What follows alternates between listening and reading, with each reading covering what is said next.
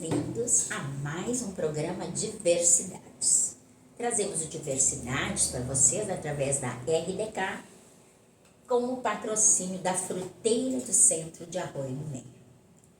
E neste contexto todo que vivemos, neste ano novo que vivemos, que nos traz uma série de novas perspectivas, nós convidamos para estar aqui conosco a psicopedagoga e pedagoga Mariana Galeazzi Modeste. Isso, certo? Sim. Isso. Então, Mariana, por favor, se apresente aqui para os nossos ouvintes, para os nossos seguidores da RDK. Então, olá, é um prazer estar aqui contigo, Classi, falando um pouquinho sobre algo que nos comete, principalmente na contemporaneidade, né? Uma preocupação que eu, como pedagoga, psicopedagoga e psicóloga, né, estou sempre envolvida, pensando e falando sobre isso, né? Esse tema, junto com tantos outros temas que envolvem o bem-estar, né, da população, do sujeito, de uma maneira que a população consiga entender e compreender a seriedade e o quanto isso está imbricado no nosso dia a dia, no nosso fazer. O Brasil, eu fiz uma pesquisa sobre o assunto e encontrei um dado que diz que o Brasil lidera o ranking das pessoas ansiosas na América Latina. E isso me parece que vem imbuído, né? Nos dá, assim, uma base bem boa para discutirmos o Janeiro Branco. E o que é o Janeiro Branco e por que Janeiro Branco? Por que não poderia ser um Fevereiro Branco? Por que agora, neste momento? O Janeiro Branco, ele é uma campanha nacional, né, que está conosco, né, desde 2014, pensada por um psicólogo na ideia de levar aos sujeitos, às pessoas, o parar e pensar um pouquinho sobre o que é essa saúde mental, né, a saúde mental e emocional a qual o Janeiro Branco se remete, né. Se formos pensar janeiro, né, ele remete à ideia de um novo ciclo, né? Até porque nós estávamos vivendo 2024 até então, e com uma perspectiva, com ideias, com objetivos, e muitas vezes, ou melhor, muitas pessoas comentam o quanto 2024, de uma certa forma, foi pesado. Né? Então, não somente para nós aqui do Vale do Taquari, né, mas para todos nós gaúchos e também a nível nacional, né.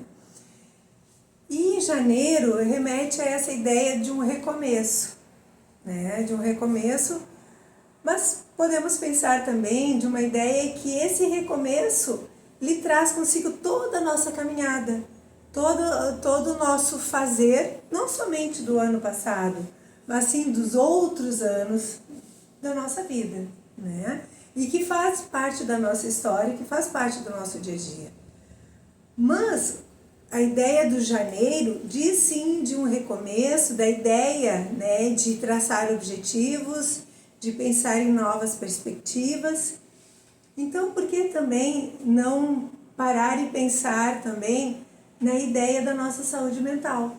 Porque sim, a mídia traz uma ideia do cuidado do físico, o cuidado com o trabalho, o cuidado com o espaço em que vivemos, mas e aquilo que a gente sente, né? Aquilo que a gente percebe em relação ao nosso bem-estar. Muitas vezes a gente não consegue parar e pensar sobre isso porque a gente está super conectado, tem muitas coisas a fazer, a nossa rotina está tribulada, então como dar conta de tudo isso, né?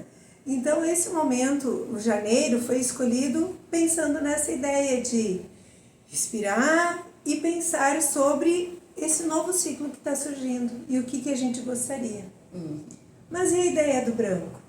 Né? A ideia do branco remete a uma paz interior, né? Remete a uma higiene ou simplesmente uma página, né? Uma página a ser escrita, reescrita, né? Ou corrigida, se tem como corrigir aquilo que a gente traçou e pensar também o que a gente não conseguiu, né, dentro daquilo que a gente esperava para 2025 concretizar. Se bem que isso também pode causar um estresse, isso também pode causar angústias. Porque tu analisa, não alcancei. Mas e por que eu não alcancei? Né? Mas porque nem sempre, ou melhor, acho que nunca as coisas são, né? E dependem só da gente, e sim de todo um contexto. Sim. Mas, Mariana, o que é exatamente a saúde mental? A saúde mental, pela Organização Mundial da Saúde, né, que é a OMS, ela traz a ideia de um bem-estar que envolve o físico, o emocional e o social, né? Então, essa ideia de saúde, ela vai muito além do que é do antônimo, enfim, da diferença entre saúde e doença, né? Então, o estar bem, né, em termos de saúde, ela perpassa vários saberes, né? Ela é uma ideia transicional, né? Porque sim, eu vou cuidar da minha saúde mental, da minha saúde emocional, mas junto com isso, eu preciso também estar com o meu físico bem, estar me sentindo bem com o meu físico. Porque como eu vou estar bem emocionalmente, se tem algo no meu físico que isso me incomoda, ou se o meu físico incomoda, como é que eu vou estar bem emocionalmente, né? E para tudo isso eu preciso estar num ambiente sadio, né? Então eu preciso ter o mínimo um ambiente saudável para que eu possa, enfim, me relacionar com as pessoas e também pensar em si. Então, na verdade, saúde mental seria um equilíbrio entre o físico e o emocional. Juntamente com esse ambiente em que nós vivemos. É o todo estar equilibrado. Exatamente. Tanto é que o Janeiro Branco, a campanha desse ano, traz como lema, né, a vida pede equilíbrio. A vida pede equilíbrio. E neste momento, do ano que viemos, né, com tantos perrengues, tantas perdas, tantas desesperanças, né, é um momento que realmente, né, tem que se ter este equilíbrio, né, para conseguir seguir adiante, né? E essa campanha busca, sim, sensibilizar as pessoas e também o entendimento e da importância de pensar na sua saúde mental e emocional. A gente fala muito, né, nessa coisa de saúde mental, saúde emocional, mas a gente vive num mundo muito atribulado, né? Como tu disseste, é o trabalho que nos exigem metas, que nos exigem, né? Eu tenho que conseguir isso, até o fim da semana, até o fim do mês são metas, né? É aquele momento da alimentação que não tem mais a parada para ter as refeições em família, porque é tudo, né, muito corrido, né? Tem aquelas desesperanças, as decepções. Então, como conseguir esse equilíbrio? Isso é algo muito subjetivo de cada sujeito, porque tu sente, tu percebe tudo isso que te acomete de uma maneira, e não necessariamente é a mesma maneira que eu percebo, que eu sinto. Porque nós temos as nossas histórias, né? Nós temos os nossos saberes, nós temos diferentes profissões, nós temos diferentes contatos, enfim. Isso faz parte de nós. Nós somos atravessados por diferentes situações e as sentimos, as percebemos diferente, né? Mas essa hiperconexão, né, que a gente tem que estar sempre conectado e esperando algo, precisando dar conta daquilo que muitas vezes a gente não sabe o que precisa, só sabe que tem que dar conta, né? Então, a gente acaba se julgando ou valorizando coisas que muitas vezes, né, a gente não consegue dar conta. E por isso vem uma ansiedade, vem uma angústia e vem também uma decepção com a gente mesmo. E por isso que é muito importante o autoconhecimento, que também está atrelado à saúde mental. Uma das palavras, né, ali no final do ano, houve uma pesquisa da própria rede do Google, e uma das palavras do ano mais procuradas foi a palavra ansiedade. Né? E essa palavra ansiedade, como tu sabe, por exemplo, como eu sei que a minha saúde mental não está em dia? O que eu percebo? O que eu percebo no meu corpo? É uma depressão? A respiração mais acelerada ou descompassada? É uma tensão muscular? Ou é a questão de procrastinação? Deixar tudo para amanhã, amanhã eu faço. Quais são os sinais que revelam que a pessoa precisa de ajuda?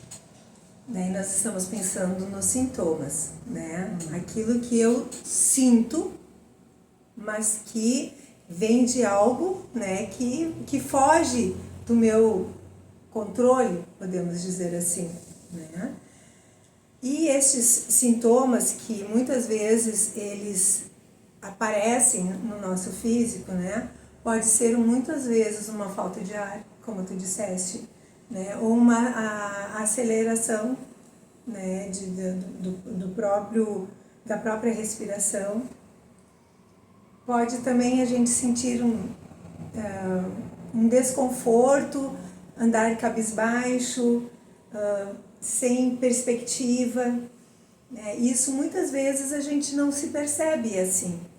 E quem vê isso que está aparecendo, esses sintomas, muitas vezes é a nossa rede de apoio.